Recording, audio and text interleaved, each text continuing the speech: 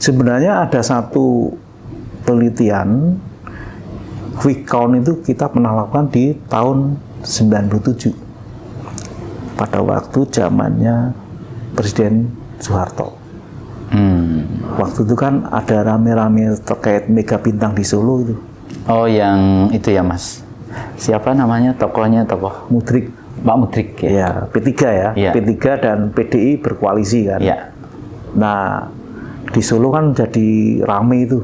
Nah, dilakukan sebuah quick count di sana. Walaupun quick count-nya belum secanggih sekarang ya. Intinya adalah mencoba untuk mengambil beberapa sampel untuk menghitung TPS. Apakah benar nanti dengan yang diumumkan gitu. Jadi itu eksperimen pertama, eksperimen Mas, ya? pertama. Gitu.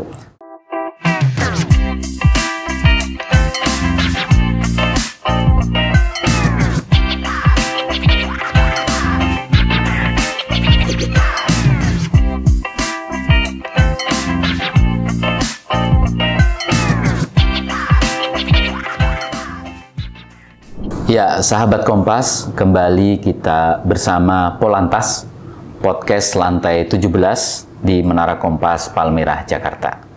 Masih bersama Mas Kris, Ya. General Manager Litbang Kompas. Kita akan mengulas lebih jauh bagaimana awal mula Litbang Kompas berdiri, nyemplung ke dunia survei, quick count pemilu, dan lain sebagainya. Kita langsung mulai ya, Mas ya. Jadi persisnya kapan Litbang Kompas itu berdiri, Mas? Litbang Kompas berdiri sejak ini ya, udah lama sekali ya. Ya. Sekitar tahun 70-an. Tahun 70-an? 70-an ketika Pak Widodo menjadi pimpinan waktu itu ya. Iya. Kan beliau kan waktu itu di redaktur ya. Iya. Kemudian ditunjuk Pak Yaakob untuk memimpin Litbang. Disitulah munculnya Litbang awal-awal ya. Iya. Begitu. Tapi kemudian kita Litbang itu melakukan penelitian lebih intensif saat dipimpin oleh Pak Daniel. Tahun 86 ya. 86. Sekitar itu. Nah, disitulah kemudian berlanjut beberapa penelitian-penelitian yang intensif di 90-an ya ke atas itu intensif. Sebenarnya ada satu penelitian quick count itu kita pernah lakukan di tahun 97 pada waktu zamannya Presiden Soeharto. Waktu itu kan ada rame-rame terkait Mega Bintang di Solo itu. Oh, yang itu ya, Mas.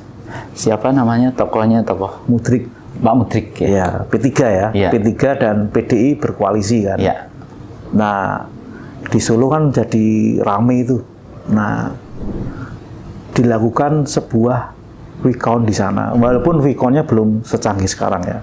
Intinya adalah mencoba untuk mengambil beberapa sampel untuk menghitung TPS. Apakah benar nanti dengan yang diumumkan gitu. Pada pemilu 1997. Ya. Oke. Itu dengan pengawasan yang ketat ya waktu itu ya. Nah, di sanalah kita mencoba sebenarnya, tapi tidak diumumkan.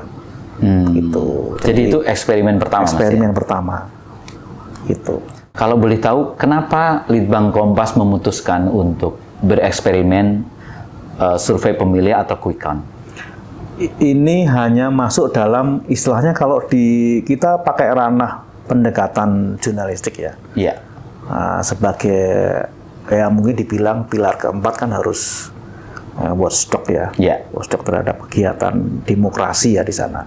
Nah, disitulah karena Kompas bagian dari itu, ya sebagai bagian dari itu, ya kita lakukan untuk salah satunya mengontrol, fungsi kontrol untuk pemilu supaya berjalan lancar dan demokratis. Di situ aja gitu ininya. Itu mirip-mirip seperti yang terjadi di Filipina ya, Mas ya? Iya, kita mengadopsi ke sana. Bahkan kita pernah mengirim waktu itu ya, tahun-tahun 80-an, 90 kalau nggak salah. Itu kita mengirim salah satu teman dari kita untuk belajar ke Filipina. Oke. Untuk ini ya, metode survei dan macam-macam. Dan apa namanya, kita yang coba untuk menerapkan di sini.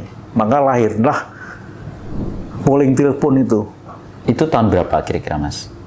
Sekitar 90-an. 90-an. 97 gitulah. Itu mulai kita lakukan polling telepon gitu ya. Sehingga waktu itu kan tiap minggu itu isu-isu yang ada di media itu bisa kita lihat responnya masyarakat lewat polling telepon itu. Gitu. Ya. Kemudian secara resmi Litbang Kompas melakukan survei pemilih dan kemudian quick count terkait pemilu dan dirilis itu kapan persisnya? Pilkada Jakarta. Tahun? 2007. 2007. Iya, kita mulai dari sana. Kemudian beberapa pilkada kita lakukan untuk melihat ini ya pengalaman-pengalaman selanjutnya ya, kita eksperimen itu, lalu bisa nih, lalu kita coba gitu. Pilkada Jakarta 2007 waktu itu kontestannya siapa, Mas ya? Fauzi Bowo ya. Fauzi Bowo sama satu lagi siapa gitu, lupa saya. Nah, di sana kita memulai di situ. Itu survei atau quick count? Quick count. Quick count. Sebelumnya ada surveinya, pasti. Oh, oke. Selalu kalau dari ini kan kita lakukan survei sebelum pemilu atau pilkada ya. Iya. Untuk memprediksi fungsinya. Dan hasilnya waktu itu gimana, Mas? Hasilnya kita tepat ya, di bawah 1% ya. Dibanding rekap KPU? Iya, begitu. Dibanding KPUD ya. Ya. Situ. Oh ya, KPU daerah ya. Iya, ya. Dan setelah itu kemudian di pemilihan umum nasionalnya 2014. 2014. Ya, 2014 waktu Pak Jokowi lawan Pak Prabowo. Jokowi Yusuf Kala, ya. Prabowo Hatta Rajasa. Iya, betul. Dan waktu itu juga hasilnya akurat, Mas ya? Akurat juga. Lalu berlanjut ke 2019 ya. Iya. Ya. Artinya Litbang Kompas sudah berpengalaman dan berkali-kali menggelar baik survei maupun quick count, Mas. Iya. Dan hasilnya cukup akurat, Mas ya? Iya, karena setiap kali ini kita evaluasi terus ya. Metodenya ini, lalu itulah yang memberikan sebuah akurasi di hasilnya. Ya. Kira-kira kenapa, Mas? Kok Litbang Kompas bisa menjaga akurasinya itu? Salah satu kita selalu mengevaluasi metodenya. Iya. Kan gitu kan. Metode ini kenapa kok seperti ini ya? Ya itu lalu kita uji coba, eksperimen. Oh, evaluasi dan kemudian menyempurnakan, Mas ya. Kalau ada yang bolong-bolong, ya kita perbaiki. Apakah ini dari sisi metode pengambilan sampel atau dari sisi wawancaranya, ada kuesionernya gimana gitu. Kita selalu evaluasi di situ. Kekurangannya atau sistem apalagi gitu. Evaluasi karena saking banyaknya, jadi itulah yang membentuk kualitas dari survei kita. Oh, akhirnya ketemu. Oh, kira-kira seperti ini metode yang pas gitu ya. Metode yang pas, efisien dan cepat. Iya, begitu. Sebetulnya metode yang digunakan Litbang Kompas itu asal usulnya dari mana sih, Mas? Ini sebenarnya standar ya, metode semua dilakukan. Apakah dari Amerika misalnya atau dari? Oh enggak, ini kan gitu. Standar semua, standar ilmu pengetahuan metode survei kan sama ya semuanya. Tinggal adalah sisi pelaksanaannya. Sebenarnya kan ada sisi-sisi yang misalkan SDM-nya, kayak itu yang pengaruh di sana. Manajemen ininya, pengambilan datanya itu juga berpengaruh di sana, begitu. Kalau metodenya sama, gitu. Artinya teman-teman Litbang Kompas juga mengeksplorasi, Mas ya, berbagai metode yang berkembang, kemudian mencari yang terbaik. Mencari yang terbaik. Misalkan dulu itu kita hanya menggunakan kertas kuesioner ya, ada sekian lembar gitu ya. Bertanya lalu kemudian dijawab. Nah, setelah itu kuesioner kita kumpulin, dikirim ke Jakarta, lalu diinputkan, gitu kan, diinput gitu datanya. Sekarang udah nggak lagi. Sekarang udah pakai aplikasi di sini. Jadi wawancara itu tinggal scrolling gitu, wawancara gini, otomatis aplikasi ini akan membantu durasinya. Mirip Google Form gitu ya Mas ya? Iya, mirip Google Form gitu, sehingga kita bisa memonitor apakah dia wawancara atau enggak. Suaranya ada enggak, lokasinya tepat enggak di rumah itu. Lalu kemudian ada rekamannya, durasinya, apakah dia juga bertanya sesuai dengan kuesionernya enggak, kan gitu kan. Kalau dulu kita nggak bisa ngontrol, kan itu. Sekarang kita bisa ngontrol dari situ, dan itu real time. Jadi dia wawancara dari pusat di sini, kita bisa mendengarkan itu. Jarak jauh, oh ini bener nih wawancaranya, begitu. Sehingga kalau misalkan dia wawancara tidak benar, kita suruh mengulangi lagi si interviewer ini, begitu. Dan semua itu dilakukan dengan disiplin metodologi itu. Betul. Demi menghasilkan kualitas survei yang baik. Kualitas survei, ya. Kalau terkait dengan independensinya, Mas, bagaimana Litbang menjaga independensinya? Salah satu independensi kan dari pembiayaannya. Oke. Nah, tadi pembiayaan. Kalau itu pembiayaan dari kita sendiri, praktis kita bisa menjaga independensi di sana. Dan tidak ada pengaruh dari pihak luar di sana. Itu yang kita jaga di situ, independen. Itu kita jaga terutama untuk survei-survei politik. Di sana kita jaga. Kita tidak mau itu menjadi orderan atau lembaga-lembaga swasta atau pemerintah ya. Untuk survei politik kita jaga independensinya. Gitu. Artinya Litbang Kompas juga terbukti tidak punya afiliasi, Mas, ya, dengan partai politik tertentu. Sesuai dengan visinya Kompas kan ngikut di situ, independen begitu, tidak punya afiliasi tertentu di sana. Dan juga kebetulan pimpinan Kompas, termasuk shareholder yang ada di Kompas, tidak terafiliasi juga dengan partai tertentu, Mas, ya. Tidak sama dengan media-media yang lain, ya. Betul. Bahkan kalau kita di dalamnya, itu kita yang lakukan, datanya itu kita bisa kontrol dan kita jaga. Sampai kalau ada tertentu ya, itu pimpinan pun di luar Litbang itu nggak bisa melihat datanya, gitu, melihat datanya dan prosesnya. Kita jaga betul di sana, itu sih. Jadi minim terhadap intervensi baik itu di eksternal dalam maupun internal. Iya, eksternal maupun internal sendiri. Gitu kan. Dan di internal kita kontrol dari berbagai macam teman-teman untuk metodenya sesuai dengan standar. Gitu. Nah, sudah demikian disiplin, hati-hati, tetapi faktanya di mata publik beberapa kali juga terjadi polemik ya, Mas, ya, terkait dengan hasil survei Litbang Kompas. Misalnya pada saat menjelang Pilpres 2019, waktu itu Litbang merilis hasil survei dan juga memicu polemik. Mungkin bisa direview lagi waktu itu, Mas? Jadi waktu itu sebulan 2 bulan lah. Sebelum Pilpres kita merilis sebuah survei. Nah, dari jejaknya survei yang kita lakukan, itu ada tren penurunan di Pak Jokowi. Kan gitu kan. Tren penurunan Pak Jokowi. Ada tren kenaikan di Pak Prabowo. Nah, begitu kita rilis, sementara lembaga-lembaga lain itu justru trennya naik drastis ke Pak Jokowi. Nah, disitulah terjadi polemik. Kok beda ya Litbang? Gitu kan. Kita menunjukkan tren turun, tapi lembaga lain menunjukkan tren naik. Nah, disitulah polemiknya. Artinya dari pihak Jokowi justru menggunakan survei itu untuk melakukan sesuatu agar meningkatkan elektabilitasnya. Betul. Tidak menyangkal ya. Tidak menyangkal. Tapi menggunakan malah. Menggunakan itu. Itu. Tapi kan juga kita mendapatkan serangan-serangan ya.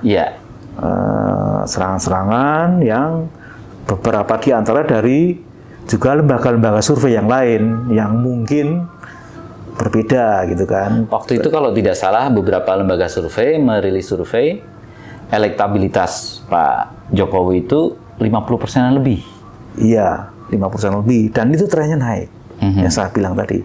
Kalau data kita enggak, trennya justru turun. kalau tidak ada sesuatu, ini bisa berimbang hasilnya. Dan kalau berimbang, hasil itu pasti kacau. Timbul sebuah gugatan macam-macam di sana. Iya. Begitu. Dan kalau tidak salah ingat waktu itu bahkan di koran Kompas diterbitkan satu artikel Mas ya di halaman pertama untuk menjelaskan bagaimana posisi survei Litbang Kompas. Kita sajikan ekstrapolasi nih, gitu kan, dan trennya kan waktu itu bahwa menunjukkan kalau tidak ada apa-apa ini akan berimbang. Iya, begitu. Nah, kemudian pada tahun 2017 ketika Pilkada DKI Jakarta, waktu itu kan sebagian besar lembaga survei mengunggulkan Pak Basuki Cahayapurnama, Ahok, Jarod Saiful Hidayat untuk memenangkan Pilkada. Tetapi faktanya ketika terjadi 2 putaran waktu itu Mas ya, di putaran kedua ternyata yang menang justru Pak Anies dan Sandiaga. Sebagian publik kemudian mengira bahwa itu adalah lembaga survei yang salah memprediksi atau membaca tren elektabilitas. Bagaimana tanggapan Mas Kris? Kita juga melakukan survei serial periodik gitu ya. Memang hasil yang pertama itu sekitar 6 bulan sebelum Pilkada ya. Itu memang Pak Ahok unggul dari Pak Anies. Tapi kemudian menjelang Pilkada kita lakukan survei lagi. Itu hasilnya berbeda. Kita nggak percaya terhadap waktu itu ya, karena dari sisi pengumpulan data ada pergantian responden yang banyak. Pergantian responden yang banyak itu sekitar 30-an%. Karena apa? Respondennya menolak untuk dilakukan wawancara survei. Nah, dari hasil evaluasi lapangan itulah kita jadi meragukan kalau semakin banyak menolak, ini kan berarti kan kita memindahkan sampel itu. Kita evaluasi, waduh, janganlah, karena kita sudah terlalu banyak untuk mengganti responden, gitu kan. Itu di kebijakan kita ya, akhirnya survei ini kita anggap sebagai tidak kita publikasikan, tidak dirilis. Tapi waktu itu hasilnya siapa yang menang? Hasilnya yang menang adalah Pak Anies. Gitu. Jadi kita tidak kita sudah tahu. Artinya dari survei Litbang Kompas itu sudah bisa diprediksi. Yang menang Anies adalah lah Anies. yang menang. Tapi karena tadi kualitas data kita buruk, kita meragukan. Karena ada penolakan lah di masyarakat ya. Saya nggak mau disurvei, gantian itu berarti kan ada pemindahan responden tuh. Idealnya kan tidak dipindah. Nah, di situ. Kalau ada sebuah penolakan yang terlalu masif, kita meragukan, gitu kan? Karena tidak akan merepresentasikan kondisi kan di sana. Jadi survei itu ideal kalau tidak ada gejolak di masyarakat. Tidak ada pergeseran-pergeseran, pergeseran, lalu gejolak masyarakat tidak terlalu aman-aman aja, itu akan ideal untuk dilakukan. Tapi begitu ada gejolak dan ini lalu menolak dan dilakukan, wah itu kita melakukan di situ. Tapi sesungguhnya dari survei Litbang Kompas pada Pilkada 2017 itu, kemenangan Anies Baswedan Sandiaga itu bukan sesuatu yang mengagetkan, Mas ya? Tidak mengagetkan. Sudah diprediksi? Iya, sudah diprediksi. Oke. Komisi Pemilihan Umum sebetulnya sudah membuat aturan tentang lembaga survei. Ada keharusan lembaga survei itu untuk melaporkan diri, lembaganya, metodologi surveinya, pendanaan, dan hal-hal terkait itu. Tetapi, Mas Kris, faktanya, kenapa ya kalau survei yang dilakukan oleh sejumlah lembaga survei dengan metodologi kurang lebih sama, pada durasi momen yang sama, kok hasilnya bisa beda-beda, Mas? Yang membedakan adalah metode. Yang saya bilang tadi ya, metode. Masing-masing lembaga survei kemungkinan akan berbeda metodenya. Karena gini, kalau metode ini biayanya mahal nih. Metode ini murah nih. Mahal dan murah ini kan nanti berpengaruh terhadap kualitas hasil. Nah, itu yang konsekuensi yang diambil di situ pasti. Nah, di sana yang membuat berbeda ya ininya. Lalu yang kedua bisa juga SDM-nya. SDM-nya juga mungkin bisa beda-beda. Kontrolnya juga beda-beda. Manajemen pengambilan datanya ya, manajemen lapangannya itu juga beda-beda. Itu yang mempengaruhi semuanya. Ada yang dulu waktu kita kontrol terhadap lapangan itu masih minim, bisa saja si interviewer itu dia tidak melakukan wawancara apapun, diisi sendiri, gitu kan?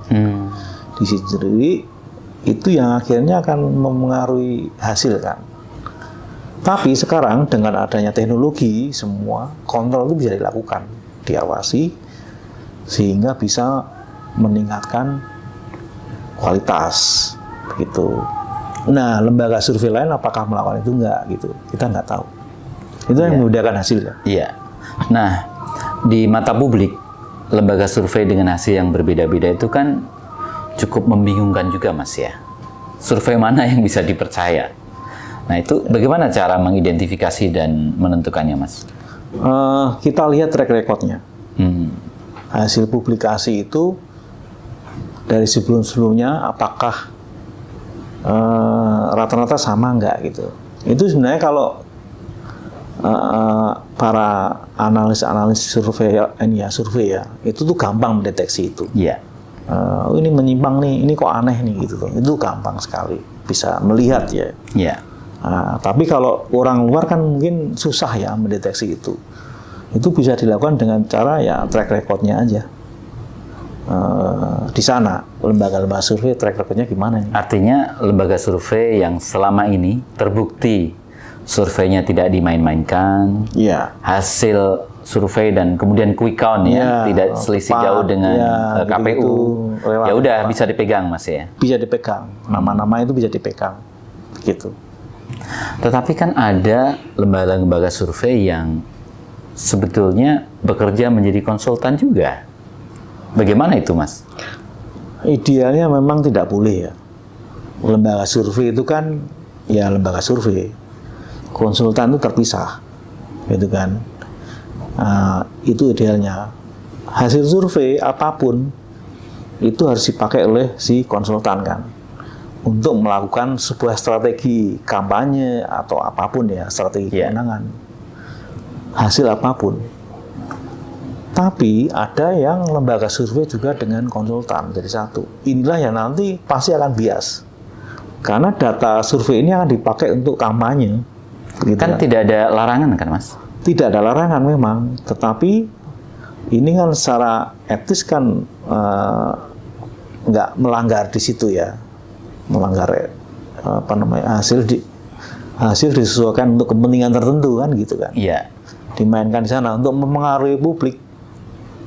Untuk karena kampanye itu atau jadi survei dijadikan sebagai alat kampanye. Iya, alat kampanye. Sehingga disitulah ketika hasilnya bagus dia akan ini, tapi jelek tidak ini gitu loh. Itu tuh bagian dari situ tuh. Itu dimungkinkan, Mas ya, memain-mainkan data untuk kampanye itu? Bisa saja terjadi. Itu yang sering kali dipakai kalau dia bagian dari tim konsultannya. Apapun bisa dilakukan gitu. Terus bagaimana publik ya, atau KPU atau Bawaslu gitu mengontrol kayak gitu? Nah, KPU itu kan hanya sebatas mengontrol surveinya. Iya. Konsultannya kan tidak. Kan gitu kan. Jadi itu tidak masuk ranahnya KPU. Begitu untuk si konsultannya ya. Tapi kalau surveinya kan tetap. Tapi kalau datanya seperti ini kan ya KPU tidak bisa apa-apa karena ya sah-sah saja dia mengeluarkan seperti itu. Kecuali nanti ada tambahan aturan. Kan gitu kan. Ada tambahan aturan. Misalkan lembaga survei tidak bisa sama dengan untuk konsultannya begitu. Tapi kan aturan itu belum ada, Mas. Belum ada. Artinya publik akan tersaji hidangan hasil survei. Betul. Baik lembaga itu survei murni maupun sekaligus menjadi lembaga konsultan. Iya. untuk kampanye kan, untuk mempengaruhi publik, opini publik kan, ya, sana. Dan publik harus kembali ngecek rekam jejaknya tadi, Mas ya. Betul. Selain rekam jejak, apalagi yang harus diteliti publik untuk mencermati hasil survei? Dia survei itu bagian dari konsultan tidak. Lalu survei itu dibiayai oleh siapa? Cuma selama ini itu tidak dicantumkan. Ya, lembaga survei kan tidak mendeklar. Ya, itu yang agak susah. Publik mau ngecek. Jadi memang minim sekali informasi itu untuk mengecek ini ya. Karena memang aturan-aturan itu kan masih lemah sebenarnya ya di kita ya. Tidak seperti misalnya ginilah. Kalau kita beli obat itu ya, kan ada standar ini ya, kandungannya sekian. Terus kemudian kalau menyimpang dari itu kan pasti ada pengawasan BPOM-nya ya, yang ketat. Nah, standar-standar itu kayaknya tidak dipublikasi. Itu kelemahannya ya sekarang. Gitu. Dan saya duga yang penting kan sanksi. Sanksi di sini kan nggak terlalu berat ya. Kan lembaga survei punya asosiasi, punya dewan etik. Itu diserahkan ke asosiasi itu. Asosiasi itu ya. Begitu. Apakah sejauh ini efektif untuk mengontrol? Ada beberapa lembaga asosiasi yang efektif. Itu bisa mengontrol. Tapi yang lain kan kita nggak tahu ya sejauh mana ininya. Begitu. Ya. Dan kembali lagi ya, kemudian soal literasi publik kayaknya Mas ya, tentang survei itu ya. Apakah nanti lama-lama, misalnya beberapa pemilu lagi, publik akan menjadi lebih cepat untuk bisa membedakan survei yang serius dan survei yang asal-asalan gitu, Mas? Saya duga akan bisa ya. Karena kan semakin informasi, literasinya juga semakin membaik, tingkat pendidikan juga baik, itu akan bisa membedakan seperti itu. Kayak lama-lama kita terbiasa karena ini bisa membedakan lah mana yang berkualitas, mana yang tidak gitu. Iya. Ya. Dan survei maupun quick-count akan semakin dibutuhkan, Mas ya. Semakin dibutuhkan kalau situasinya dalam lembaga KPU-nya ya, itu masih banyak kurang ini ya, kan karena sistem di Indonesia itu kan lama kan ininya. Yeah. Itulah yang membuat kecurigaan publik itu tinggi. Pengumumannya maksudnya, dari mulai proses pencoblosan pengumuman itu lama sekali. Karena manual ya. Karena manual, dan itu 1 bulan lebih itu, ya kan. Tapi kan kita nggak tahu tujuannya selain untuk itu juga ada tujuan lain sebenarnya untuk meredam tadi kan gejolak-gejolak gitu loh. Itu juga bisa. Yeah. Jadi dilemanya di situ tuh. Ketika pergantian misalkan tiba-tiba berganti ke sistem digital pilihannya, apakah masyarakat Indonesia masih sudah percaya terhadap itu sistem? Itu yang jadi ini problem di sana. Sementara sekarang Sirekap aja aneh gitu. Nah, di situ Sirekap aja aneh. Ketika itu kepercayaan belum penuh ke lembaga penyelenggara pemilu, disitulah quick-count akan tetap eksis untuk mengontrol, gitu kan. Iya. Tapi kalau misalkan itu semua bisa dilakukan, quick-count akan tidak eksis. Iya. Begitu. Oke, Mas. Ini pertanyaan terakhir. Litbang Kompas sudah lama menyelenggarakan survei pemilih dan quick-count. Kira-kira apa rencana ke depan? Apakah akan terus menyelenggarakan dan nanti kira-kira bentuk pengembangannya seperti apa? Kita selanjutnya adalah pilkada. Kita November ya. Kita melakukan beberapa quick-count juga di wilayah provinsi maupun kabupaten kota ya. Itu secara bersamaan kan. Nah, itu tantangannya berbeda lagi nih. Wilayah berbeda, misalnya kita melakukan quick-count di 3-4 provinsi ya. Sementara ininya beda-beda. Nah, kita satukan dalam satu sistem. Itu tantangannya berbeda. Ini belum pernah kita lakukan. Oke. Itu langkah ke kanan. Jadi terkait dengan metodologi dan teknologi juga ya, Mas? Teknologi, gitu kan, dan manajemen lapangannya, itu gimana? Itu kita belum lakukan. Nah, ini tantangan terhadap pilkada nanti itu. Begitu. Itu salah satu partisipasi kita untuk ikut dalam pilkada ya di sana. Iya, dan Litbang Kompas akan terus menggelar survei artinya, Mas ya? Iya. Dan terus, quick count. Iya. Survei ke depan adalah untuk mengevaluasi kinerja pemerintah. Oke. Kan itu kan. 3 bulan terus kita lakukan. Itu. Kemudian catatan terakhir sebelum kita tutup, Mas Kris. Apa yang Mas Kris ingin sampaikan kepada publik yang sampai sejauh ini, meskipun sudah dijelaskan tentang quick count, tentang survei, terutama quick count ya, yang masih meragukan hasil quick count. Apa yang ingin Mas Kris katakan? Saya hanya bisa menjaminkan, lihatlah track record kami, Litbang Kompas, dalam menjalankan quick count ya. Itu selalu kan presisi dalam hal margin error tertentu ya, presisi. Itulah yang kita jaminkan, kita garansi ke publik bahwa kita benar-benar independen dan serius di situ.